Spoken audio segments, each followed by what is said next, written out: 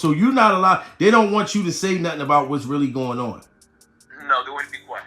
My youngest child, man, is 28. So they in that generation. Mm-hmm. And I asked them what is it, and they said, Dad, you clickbait. Well, he said, you clickbait. Yeah. He said, you one of the most viral people in your age group out there. He said, Dad, every clip on Family Feud got you on it. Yeah. You clickbait. If they can take your face and put it on anything, you become clickbait. Steve Harvey's bodyguard just dropped a bombshell so explosive it could destroy his marriage, his reputation, and the carefully crafted image of America's favorite relationship guru. According to Big Boom, the man paid to protect Steve. Harvey didn't just know his wife was involved with his bodyguard, he watched.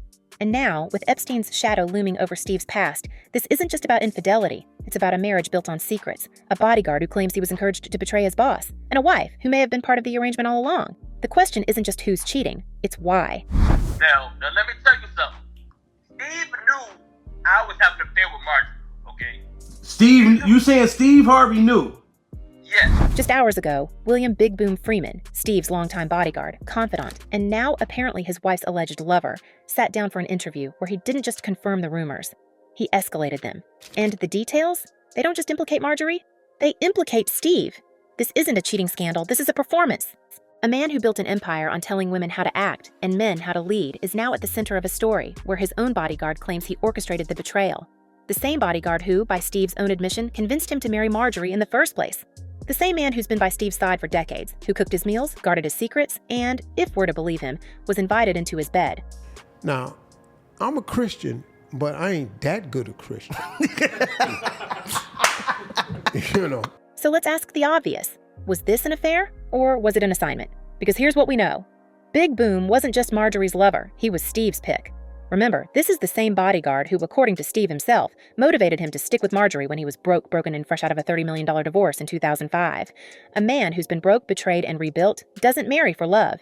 He marries for leverage. And if that's true, then the question becomes, what kind of leverage does Steve Harvey need? The timeline is damning. Steve and Marjorie reconnected in 2005, just as his financial world was collapsing. He was newly single, newly humiliated, and, according to his own words, unsure about Marjorie.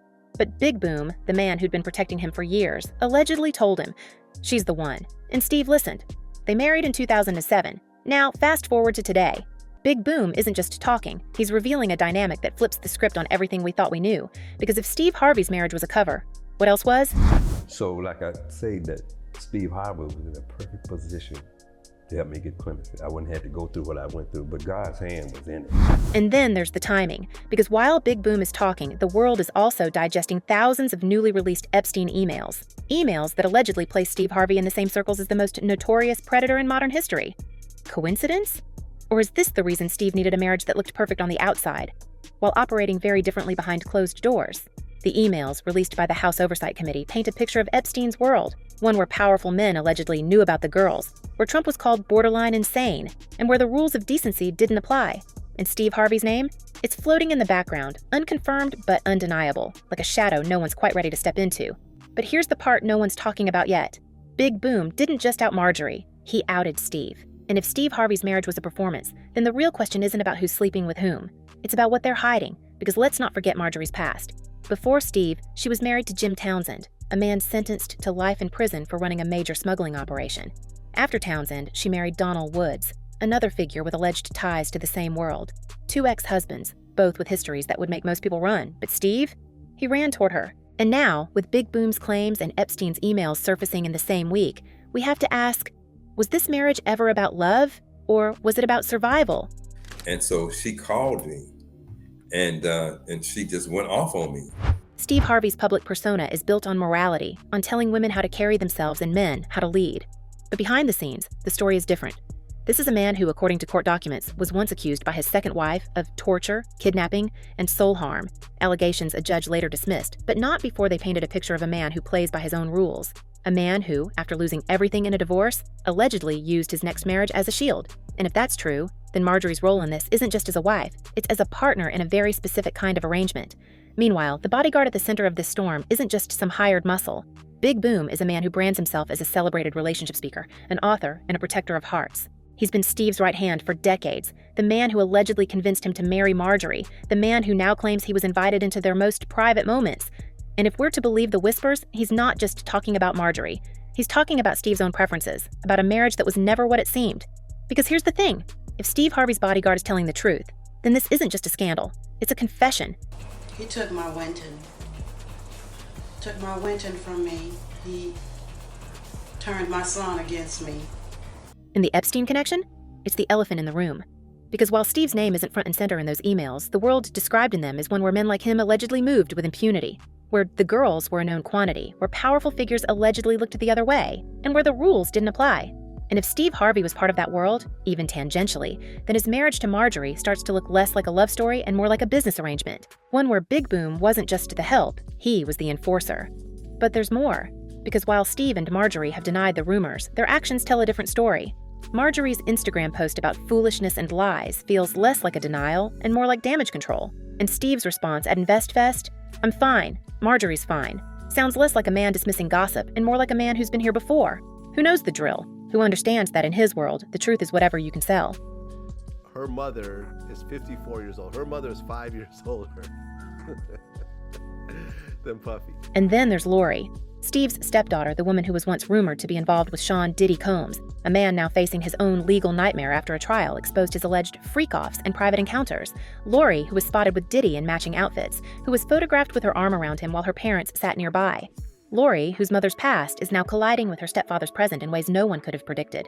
Because if Marjorie's ex-husbands were involved in the kind of operations that land people in prison for life, and if Steve's name is floating in the same circles as Epstein's, then Lori's connection to Diddy isn't just tabloid fodder. It's a pattern. And patterns, as we know, are never coincidences. Support system around me too, to like check me and be like, hey, like, what you doing? You good? Yeah. You need to shake out of it, and maybe be like, okay, yeah, you're right, I'm tripping, I'm good, regardless. So here's where we are. Steve Harvey, the man who built a career on telling people how to live, is now at the center of a story that involves his bodyguard, his wife, his stepdaughter, and some of the most powerful and dangerous men in the world. A story where the lines between love, leverage, and survival are so blurred, it's impossible to tell where one ends and the other begins. And if Big Boom's claims are true, if Steve Harvey's marriage was never what it seemed, then the real question isn't about who's cheating. It's about what they're all hiding. Because in a world where Epstein's emails are still being unpacked, where Diddy's trial exposed a lifestyle of private gatherings and questionable behavior, and where Marjorie's past is a roadmap of men who played by their own rules, Steve Harvey's marriage might just be the tip of the iceberg. And the iceberg, as we've learned, is always bigger than it looks. So I just keep going through.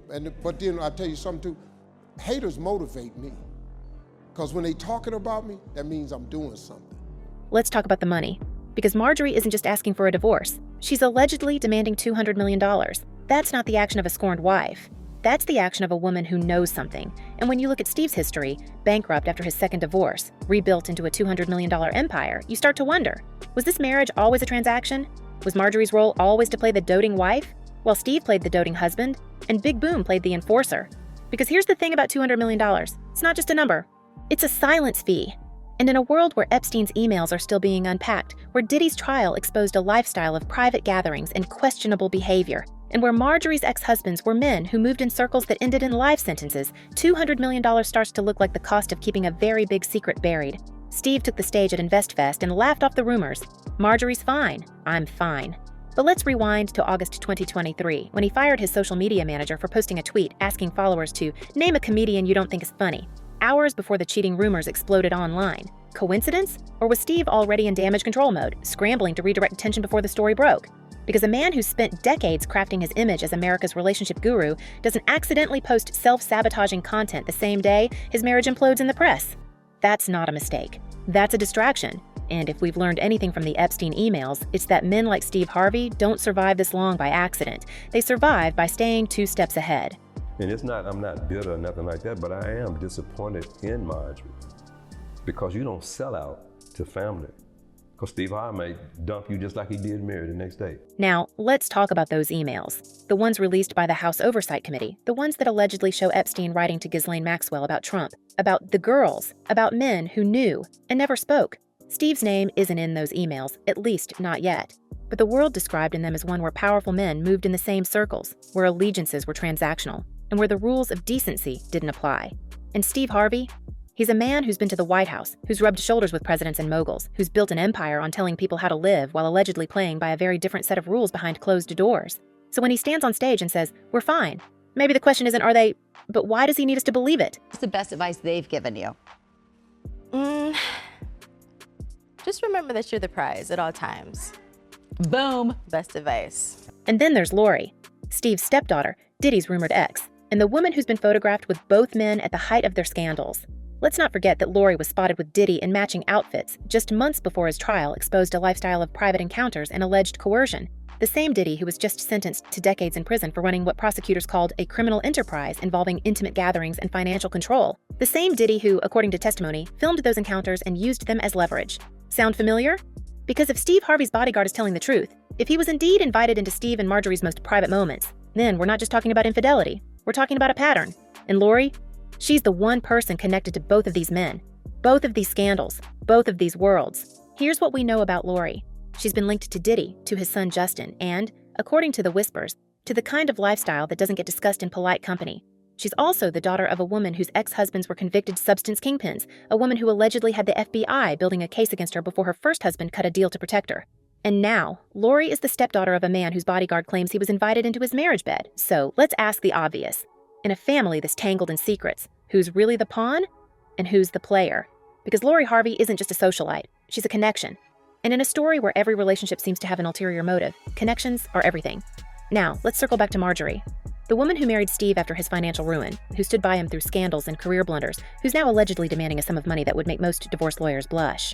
$200 million isn't just a payday, it's a buyout. And if Marjorie's past is any indication, she knows how to negotiate from a position of power. Remember, this is a woman whose first husband was a substance lord, whose second husband was allegedly part of the same world, and whose current husband is now facing questions about his ties to Epstein's circle. This isn't her first rodeo, so when she posts on Instagram about foolishness and lies, maybe we should ask, who is she really talking to? Because in a world where Steve's bodyguard is spilling secrets, where Epstein's emails are still being dissected, and where Diddy's trial exposed a lifestyle of control and manipulation, Marjorie Harvey isn't just a wife. She's a survivor, and survivors don't ask for $200 million unless they've got something worth keeping quiet. We've been calling Big Boom a bodyguard, but let's look at what he actually does. He's not just security, he's Steve's private chef, a self-proclaimed relationship guru, and, according to his own website, a man who protects the hearts of women. That's not a job description. That's a confession. Because if you're a man hired to guard a marriage, but you're also the one destroying it, what does that make you? A fall guy? A scapegoat? Or the one person Steve Harvey trusted to take the blame if things ever got this messy? Big Boom's website paints him as more than muscle. It calls him a celebrated relationship speaker and an author, a man who claims to understand the intricacies of love, trust, and betrayal. So when he admits to sleeping with Marjorie, we have to ask, was this just an affair or was it part of the job? Because a man who markets himself as a protector of hearts doesn't accidentally become the reason one gets broken. He does it by design. And if Steve Harvey hired a man like that to be his bodyguard, his chef, and, allegedly, his wife's lover, then we're not just talking about infidelity. We're talking about a role that was written long before the cameras started rolling. And here's the part that should send chills down your spine. Big Boom didn't just admit to the affair. He framed it as something Steve allowed. Now, you know what, Steve? For my safety, I'm going to say allegedly. But if this man don't say allegedly, and he tells the truth, you can't get mad at me, Stephen. That's not the language of a man who crossed a line. That's the language of a man who was given permission. So let's ask the question no one else is. If Steve Harvey's bodyguard was allowed to sleep with his wife, then what was the real purpose of this marriage? Was it love? Was it leverage? Or was it a performance so convincing that even the audience didn't realize they were watching a script? And what about Steve, the man who built a career on telling women how to act and men how to lead, only to find himself at the center of a scandal that involves his wife, his bodyguard, his stepdaughter, and some of the most powerful and dangerous men in the world? A man who's been bankrupt, who's been accused of soul harm by an ex-wife, who's now facing questions about his ties to a world where the rules don't apply. Steve Harvey doesn't just sell advice. He sells an image. And right now, that image is cracking. Because if Big Boom is telling the truth, if Steve Harvey's marriage was never what it seemed, then the real question isn't about who's cheating. It's about what they're all hiding. And in a story, this dirty $200 million starts to look like a bargain. Here's what we know. Steve Harvey's bodyguard says he was allowed to sleep with Marjorie. Epstein's emails suggest Steve knew more than he's letting on. Marjorie's ex-husbands were men who ran operations that landed them in prison for life. Diddy's trial exposed a world of private gatherings and financial control. And Lori? She's the only one who's never had to answer for any of it. So tell me, in a story where every relationship seems to have a price, where every marriage seems to have a purpose, and where every scandal seems to lead back to the same powerful men, what's the one thing they're all trying to keep quiet? Because in a world where $200 million is just the opening bid, the real secret isn't who's sleeping with whom. It's who's holding the leverage. And trust me, someone always is. So what do you think? In a family that's tangled in secrets, in a marriage that's built on transactions, in a world where the truth is just another thing to be bought and sold, who's really in control? Drop your theories in the comments, because this story is far from over. And remember, in a world where the powerful write the rules, the only thing more dangerous than the truth is the person who's willing to sell it. Stay sharp, stay curious, and as always, we'll be watching.